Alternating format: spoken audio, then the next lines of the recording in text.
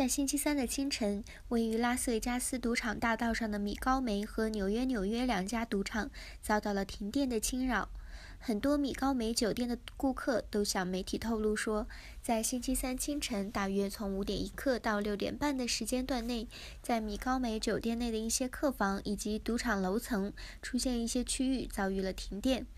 在同一时段内，内华达交通部在安放在 Tropicana Avenue 和赌场大道上的交通摄像仪捕捉到纽约酒店内一片漆黑。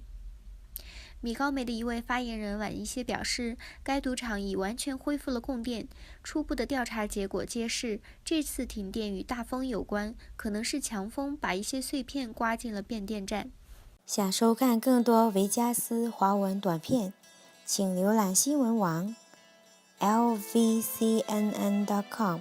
谢谢。